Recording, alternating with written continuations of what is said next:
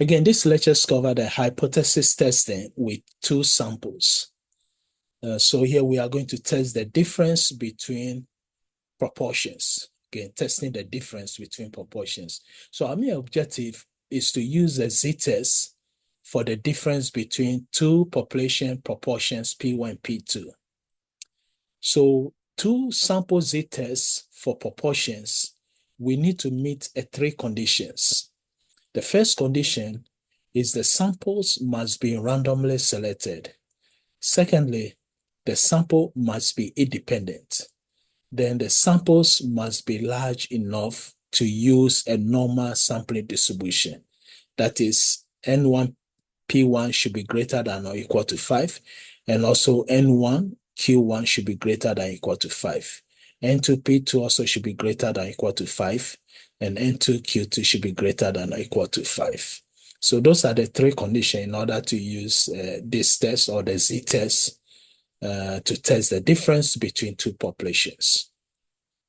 Now, if these conditions are met, then the sampling distribution for P carat, P1 carat minus P2 carat is a normal distribution. It's a normal distribution. So here we say the mean, we have the mean P carat P1 minus P carat P2 equal to P1 minus P2. Then we also have the weighted estimate of P1 and P2 can be found by using the following formula. So P bar will give us S1 plus S2 divided by N1 plus N2. Now, S1 should be equal to N1 P carat, P1 carat. Then S2 will be N2 P2 carat. Always the N1 and N2 will be given to us. And also we should know the P carat, P1, P2 carat. Then we also can find the standard error. The standard error formula will be the square root of P bar times Q bar 1 over N1 plus 1 over N2. Again, we are going to see an example soon. Now, to find the test statistics, we have it's a P carat minus, P1 carat minus P2 carat. Then the standard test statistics, Z, will give us the difference of P1 and P2 carat minus P1 and P2 carat, P1 minus P2 carat, all divided by square root of, again, P bar times Q bar, 1 over N1 plus 1 over N2. Now, P bar will give us S1 plus S2 over N1 plus N2. And of course, then the Q will be 1 minus P, or Q bar will be 1 minus P bar.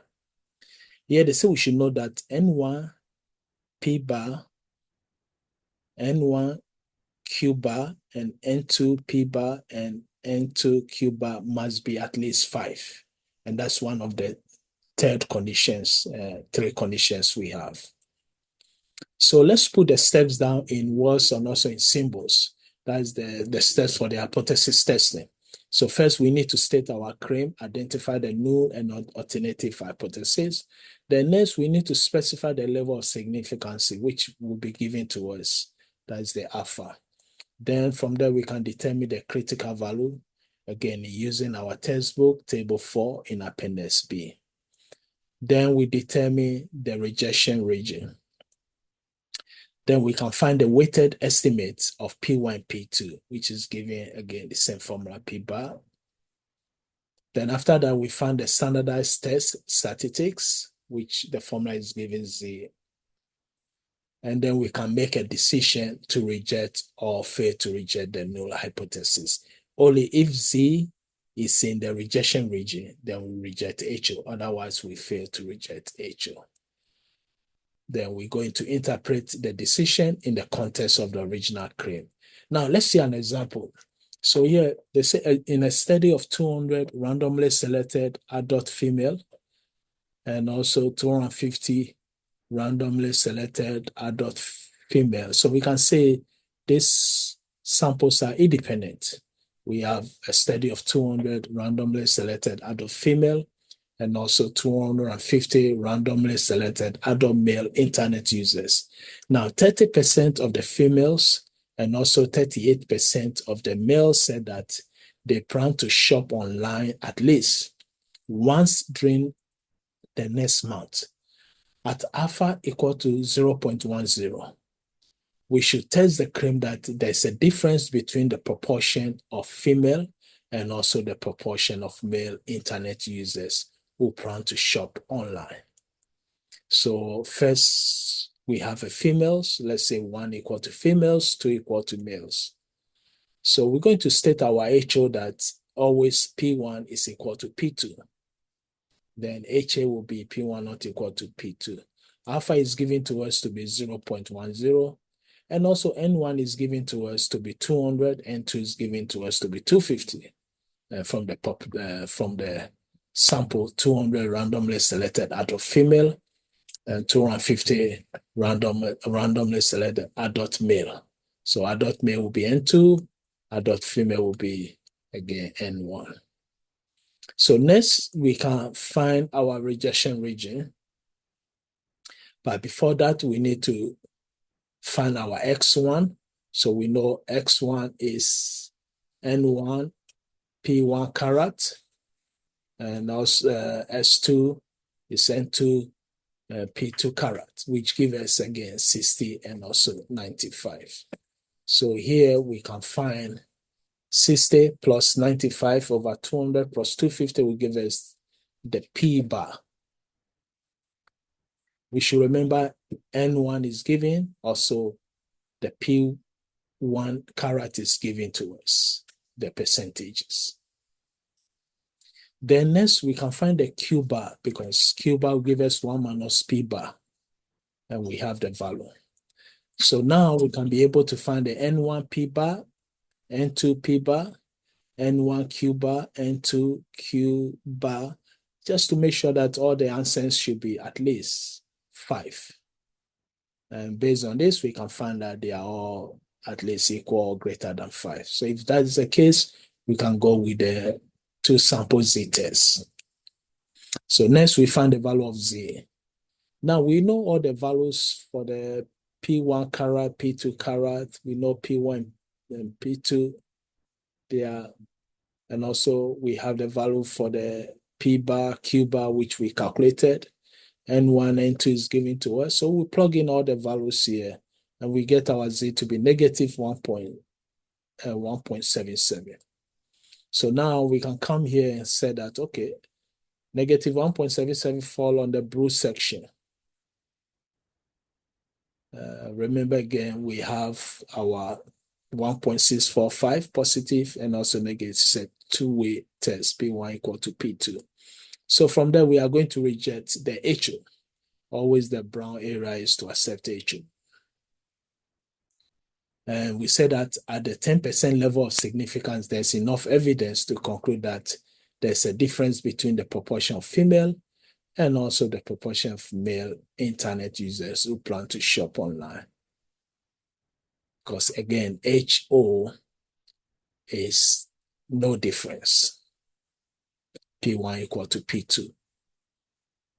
And based on the question, we saw the values are given to us. The percentage, let's go back. So we have 38% of female, 30% of female. And we also have the alpha value given to us, the size N1 and N2 given to us. So we plug in the values, 0.10. So which means two-way testing. One section will be 0.05, the other section will be 0.05. If we look at the Z value for the table, 0.05 always gives us 1.645. Since normal distribution 0, we have left side and the right side. Now, if the alpha given to us is 0.05, then we are going to get 0.025 on the left side, 0.025 on the right side. I hear alpha is 0.10, so 0.05.